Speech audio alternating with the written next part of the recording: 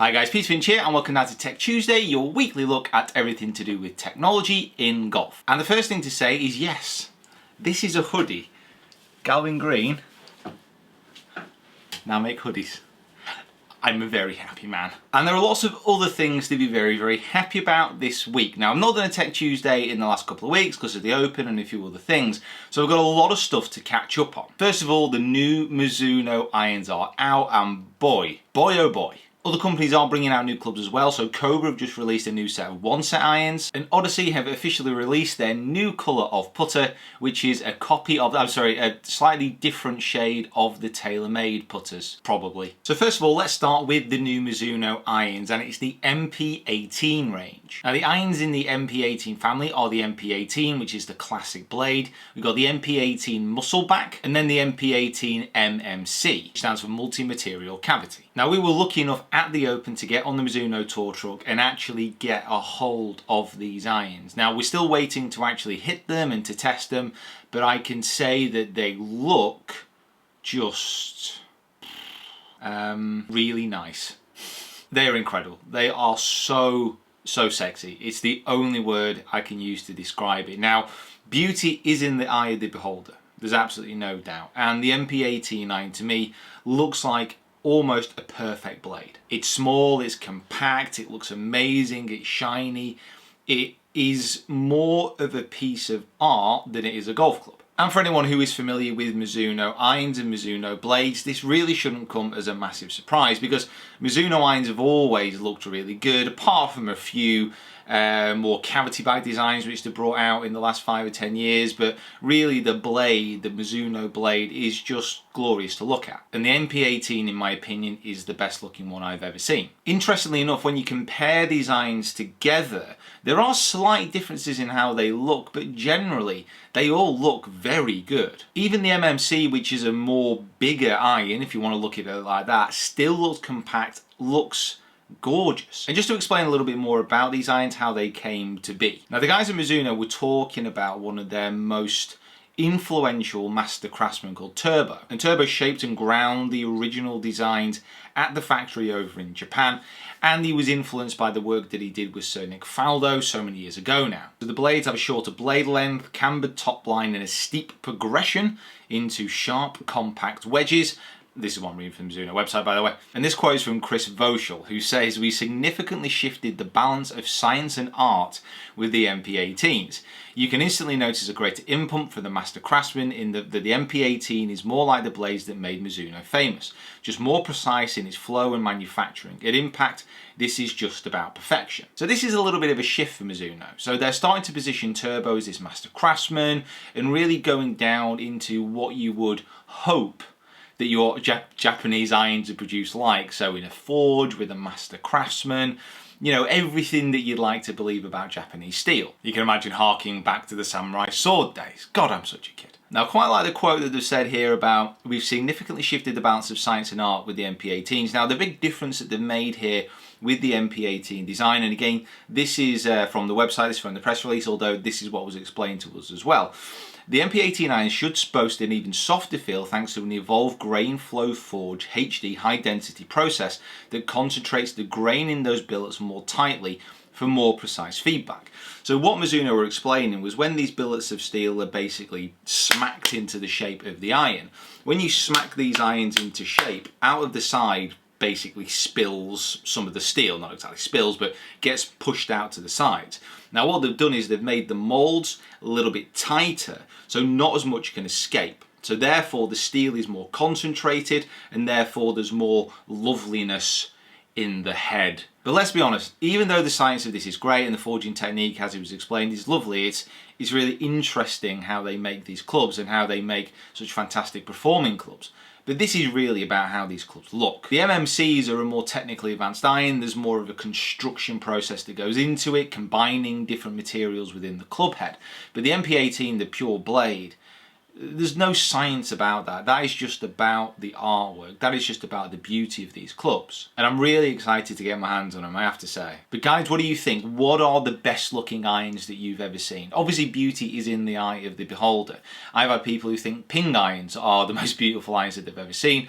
I don't think ping irons look great, even though they perform some of the best out there.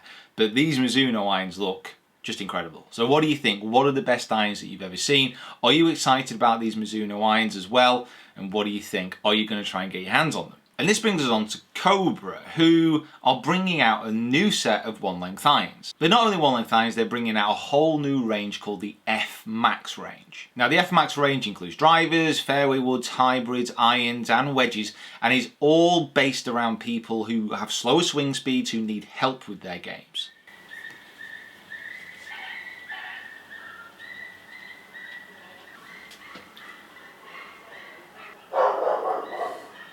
Do you guys have this as well? There's a dog that barks like 3 streets away, and then there's dogs that bark about 3 streets away that way, and then the dogs all around here start barking as well. Like, are they talking to each other?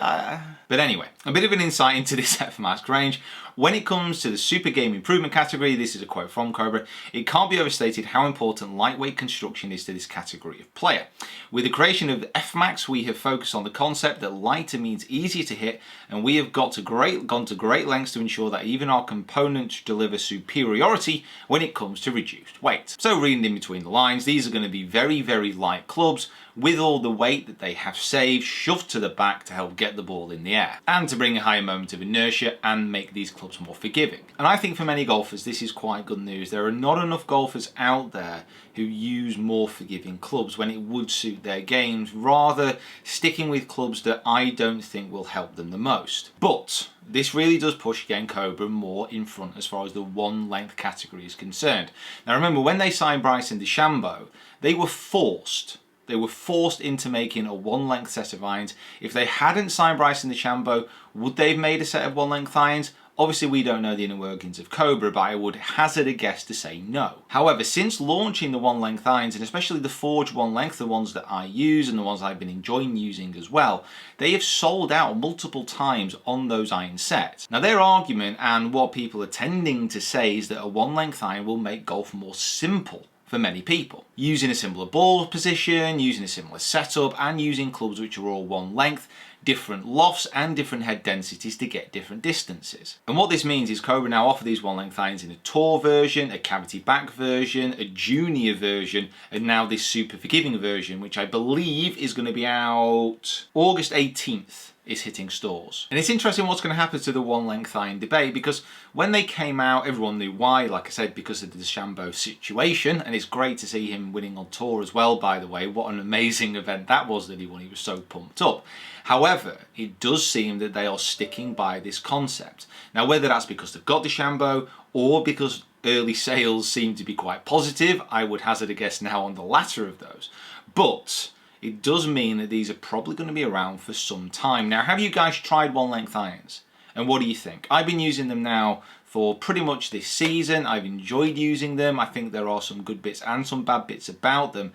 But if you've had a go, comment below. What have you thought? And lastly, we will move on to the new Odyssey putters, which have come out in a very similar red colour to the TaylorMade putters. And this is reading from the GolfWRX article, which I do recommend you go ahead and have a look at. It's from a couple of weeks ago, but like I said, I'm just catching up on the last couple of weeks because I've been doing the other videos. So ahead of the official launch, this is from the GolfWRX article, we spoke to Sean Toulon, who's the Senior VP of Callaway and the General Manager of Odyssey, who didn't shy away from the influence TaylorMade has had on the decision to make its new putters red and black. TaylorMade has, this is Toulon's quote, TaylorMade has a great success and they have a great product with the TaylorMade Spider red and black putters. Toulon said, don't think for a second tour players aren't just golfers like the rest of us, they're influenced by what other golfers do. The red thing looks pretty cool. We thought we could do a different type of red, a different shade. We tried the red with 2 ball and the 7 and they looked awesome. And later on in the article, it just says there's no hard evidence that a red or black putter would perform better on the greens. It just looks cool, Toulon said. And yeah, it's interesting. I mean, Odyssey and Callaway here are saying that it's a different shade of red. I mean, I'm a little bit colourblind, but it looks exactly the same to me. Have you any other examples, guys? Can you think of anything off the top of your head where one company have just seen something another company are doing and have just gone, you know what, we're going to do that as well? Probably the last big example, but this was a more general theme, was when TaylorMade brought out the SLDR with the centre of gravity moved further forward to try and reduce spin and then lofting up. That was the whole campaign, if you remember that. And then a lot of other companies started to follow suit with their drivers, or at least offer an option of that driver as well. But can you think of any other instances where this type of thing has happened, certainly from a design standpoint, where it's something so distinctive looking that another company have just gone, you know what, I like that, we'll have it. Right guys, thank you so much for watching. Make sure you go down there, hit that subscribe button, also hit that bell icon as well, which notifies you when new videos are released. Follow me on my other social media platforms, which are all linked in the description below, and we will see you down here tomorrow for another video. See you next time.